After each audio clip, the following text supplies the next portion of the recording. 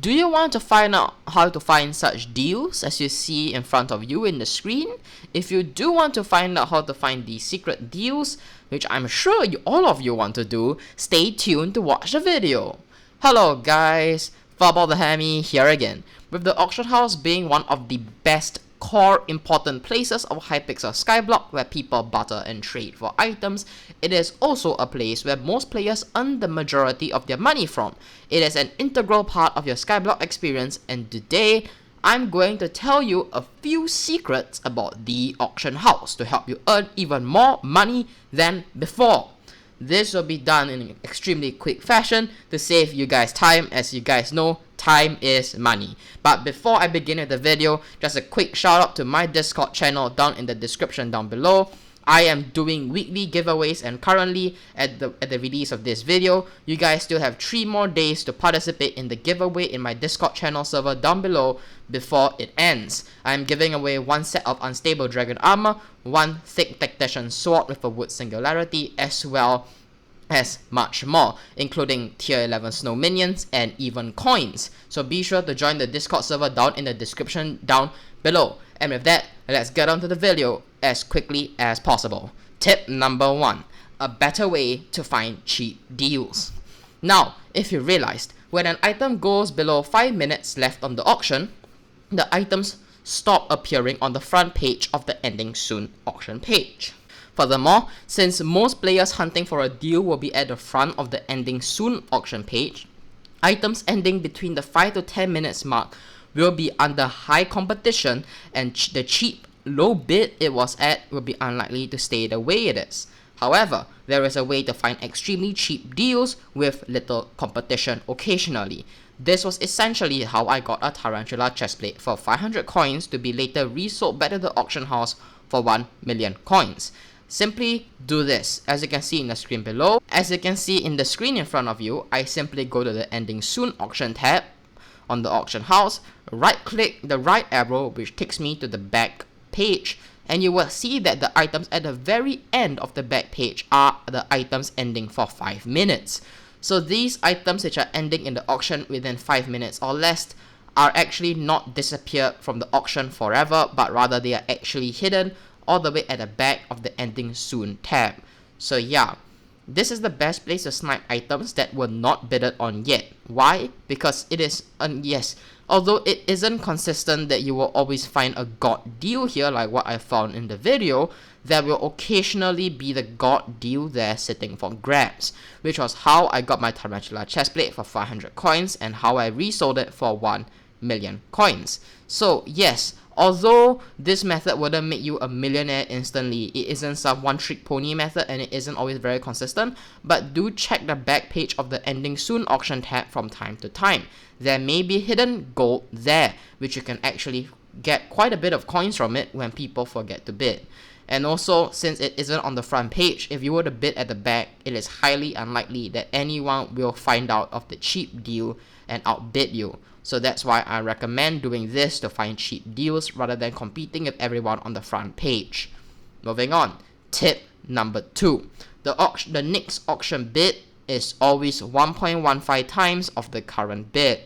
For example, if you bid 15 million coins on a bait ring, someone has to bid 17.25 million coins or higher to outbid you. This is essential information, especially if you want to flip on the auction house. Let us take a clean aspect of the dragons for an example. A clean aspect of the dragons sells for around 6 million coins, right? Now, if you bid 5.5 million coins on it, the next bid to outbid you would be 6.325 million coins, which is higher than the average 6 mil someone would buy an aspect of the dragons for, thus making it unlikely for someone to outbid you.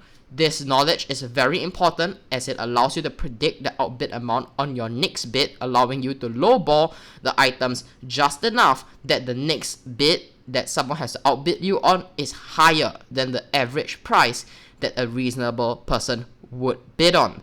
The reason here is because if you bid 5.5 million on an aspect of the dragons, it is more unlikely for someone to bid 6.325 million on your aspect of the dragons that you bidded 5.5 mil on, because there are many other aspect of the dragons where players can bid 6 mil on and get it for cheaper. So thus you can get away with a cheap aspect of the dragons, which you can then sell back to the auction house for 6 million coins, hence making you earn a lot more money and making you flip a lot more successfully. This is by far the most important tips for players who want to flip. Tip number 3. I hate flippers. They always lowball my items. Do you hate flippers who purposely lowball your items or making it extremely hard for other people to outbid them, since the outbid always results in an overpay, and these flippers get away with your items for cheaper than the market price, just to sell it back to the market again at the normal market price just to profit from your cheap items? I agree. Although this is extremely ironic in contrast to tip 2, these flippers steal your hard work and steal your profits indirectly. So, how do you protect yourself from these flippers? Simple. Set a base bid. For example, if you set your aspect of the dragons at a base bid of 6 million coins, you can protect yourself from jokers who bid 5.5 million coins, hoping to then resell your aspect of the dragons for 6 million coins on the auction, essentially stealing 500,000 coins from you. Now, you may also ask, isn't the auction tax expensive? Of course. We all know the auction tax is relatively expensive, but if you guys have ever stopped to look at how they charge auction tax isn't all that bad. It's only 5% of the base bid, which makes you only pay 300,000 coins for the auction of the base bid of 6 million coins, which is better than you losing a potential 500,000 coins from the auction because some joker bid 5.5 million coins on it. Essentially, you still earn 200,000 coins more. This is why base bids are good for items which you want to protect yourself from flippers. Tip number 4. Items with higher supply than demand or items with low demand are recommended to have minimum bids. I know tip 3 and tip 4 sounds relatively similar, but hear me out. Do you really want to see your tarantula helmet, which is supposed to end at 500,000 coins, end at actually 30,000 coins? Yeah, that almost happened to me, and my tarantula helmet almost sold for 30,000 coins, but thanks to my friend who helped me outbid the person and bought the tarantula helmet back for me, that my tarantula helmet did not end at 30,000 coins. Bless the lords. So, what is the moral of the story here? The moral of the story here is that for items with low demand or items with a higher supply than demand, it's better to set such items at base prices. Examples of these low demand items or items with higher supply than demand would be Pooch Swords, Devour Rings, Spider Artifact, Spider Catalyst, and much, much more.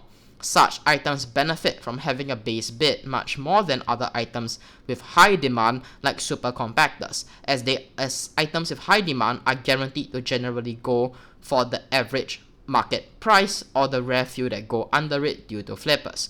However, putting flippers out of context right here, items with low demand or items with high supply but low demand, or items which are generally not even searched by the public, such as spider artifacts, because honestly, what are the odds that you will actually try to search spider artifact? It is a very niche item, and niche items like these have a higher chance to actually get lowballed on, and not just lowball as in flip, but like lowball as in like extremely lowball.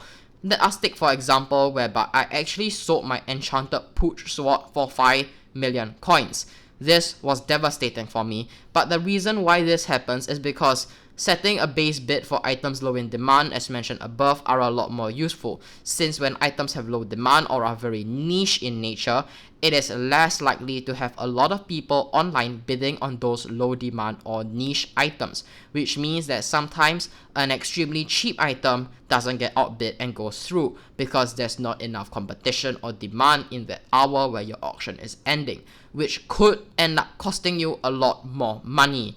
The 5 million enchanted Pooch Sword, yeah, that happened to me, and afterwards I learned my lesson and I auctioned my enchanted Pooch Swords at the base bid of 7 million coins. It is better for me to tank the few hundred of thousands of coins rather than to tank the potential loss in 2 million coins. Setting a base bid is highly underrated, as it does not only protect you from flippers, it also protects you from low demand options which you might be trying to sell, which most players may not be looking for. Hence, it protects you from flippers and protects you from getting extremely lowballed because your items that you are selling are very niche. Last tip of the day: enchants devalue. Remember, don't put thorns, fire aspect cleave, knockback on your armor or weapons. Having these enchants on your weapons will heavily devalue the resale value. Remember not to enchant your items willy-nilly. You may be fine with fire aspect on your sword, but others may not like it as much. Hence, when you sell it back to the auction house, do not be surprised if they sell it for less. Knockback, Bane of Arthropods, and Smite on the wrong swords are all very, very bad enchants, which can heavily devalue your sword beneath even the cost of a clean sword of yours. For example, a knockback 2 50mm Midas sword might sell for less than a clean 50mm Midas sword. That is how bad sometimes enchants can be. And with that, I hope you guys learn how to enchant your items properly. I hope you guys enjoyed the video, and if you guys felt that I actually helped and I gave you proper tips, be sure to subscribe to Furball the Hammy for future giveaways, as well as for future videos on such tips and tricks that will help you a lot in your Hypixel Skyblock experience. And with that, Furball the Hammy is signing out.